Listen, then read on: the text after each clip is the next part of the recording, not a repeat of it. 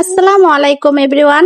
আমি Sanu cooking blog থেকে তোমাদের জন্য আরো একটি নতুন রেসিপি নিয়ে চলে এসেছি। আজকের রেসিপি হচ্ছে ঘরোয়া মশলা দিয়ে সাদা পোলাও বাবুর্চি স্টাইলে। তো দেখতেই পাচ্ছ এখানে আমি পোলাও চাউল নিয়েছি। এটা ধুয়ে প্রায় 10 থেকে 20 মিনিটের মতো ভিজিয়ে রেখেছিলাম পানির মধ্যে। এতে করে কিন্তু পোলাওর চাউলটা লম্বা লম্বা ভাত হবে এবং নষ্ট হবে না।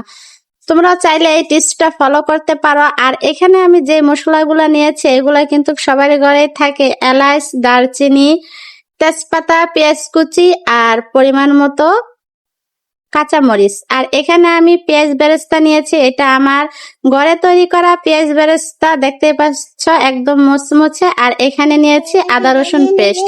তো এই ঘরোয়া উপকরণ দিয়েই কিন্তু আমি আজকে পোলাও রান্না করব। চলো ভিডিওটা শুরু করা যাক।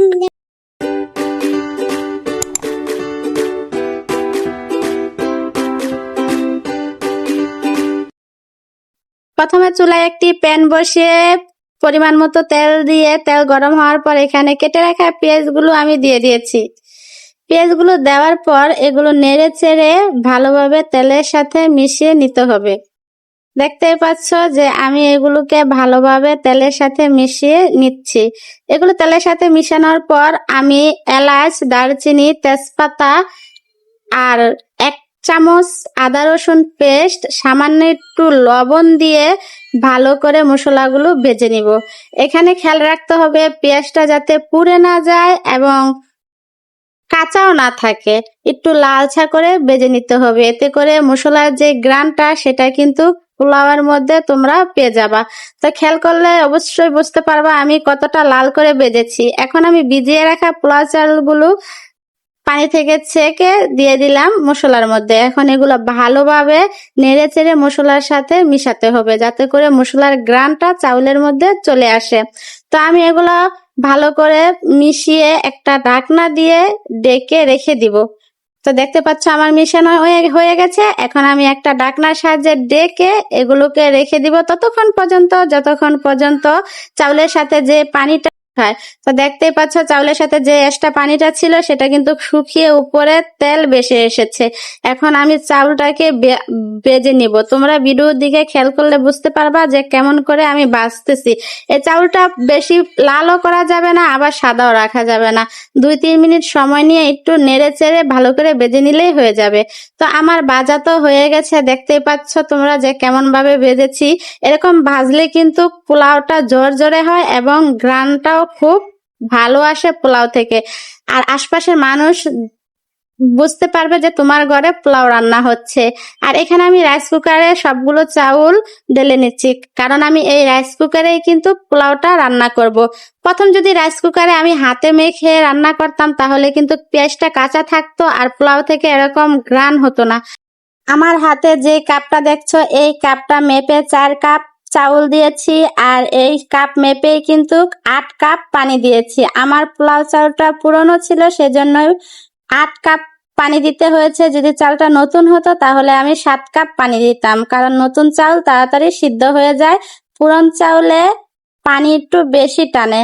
তো আমার রাইস কুকারটা কিন্তু অটো রাইস কুকার, সেদিকেও খেয়াল রাখতে হবে। যাদের রাইস কুকার অটো তারা অবশ্যই খেয়াল রাখবে।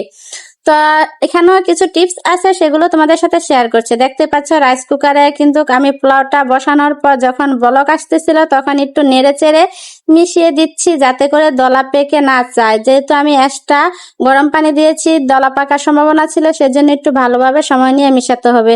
যখন পানিটা শুকিয়ে এই অবস্থায় চলে আসবে তখন এখানে দিয়ে দিতে হবে কাঁচামরিচ গুলা।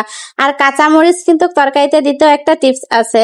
যদি তোমরা ঝাল কম খেতে চাও আর ঘ্রাণ কাঁচামরিচের পেতে চাও তরকারিতে বা পোলাওর মধ্যে, তাহলে কাঁচামরিচ গুলো আস্তা দিয়ে কাঁচামরিচের নিচের অংশটা কিন্তু এভাবে কেটে দিবে। এতে করে কাঁচামরিচের ভিতরে পানিটা চলে যাবে আর কাঁচামরিচ সিদ্ধ হয়ে কাঁচামরিচের যে একটা ঘ্রাণ আছে সেটা কিন্তু তরকারি বা ভাতের মধ্যে চলে আসবে, ঝালও কম হবে।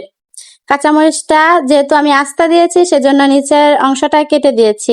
তো আমার এখানে খেয়াল রাখতে হবে পানিটা যাতে পুরোপুরি শুকিয়ে না যায়। পানিটা যদি পুরোপুরি শুকিয়ে যায় তাহলে কিন্তু নিচে পোলাওটা লেগে একটা আবরণ তৈরি হবে। এটা অটো রাইস কুকার পুরো পানি শুকিয়ে তারপরে কিন্তু বন্ধ হয়। আমি এই অবস্থায় বন্ধ করে দিয়েছি রাইস কুকারটা, কারণ সামান্য ভিজা ভিজা পানি থাকতেই বন্ধ করতে হবে, না হলে কিন্তু একটা আবরণ সৃষ্টি হয়ে তলায় লেগে যাওয়ার সম্ভাবনা থাকে। এই অবস্থাতে আমি পেঁয়াজ বেরেস্তাগুলো দিয়ে ভালোভাবে ঢাকনা দিয়ে রেখে দিব।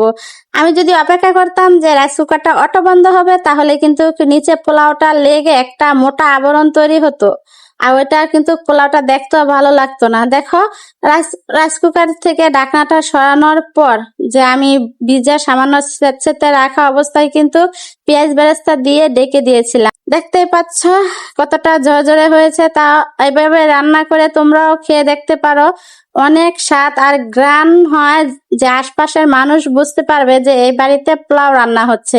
যারা লুকিয়ে খেতে চাও তারা কিন্তু এভাবে কখনো রান্না করবে না, আর যারা সবাইকে নিয়ে খেতে চাও তারা এইভাবে রান্না করে দেখতে পারো। ধন্যবাদ সবাইকে।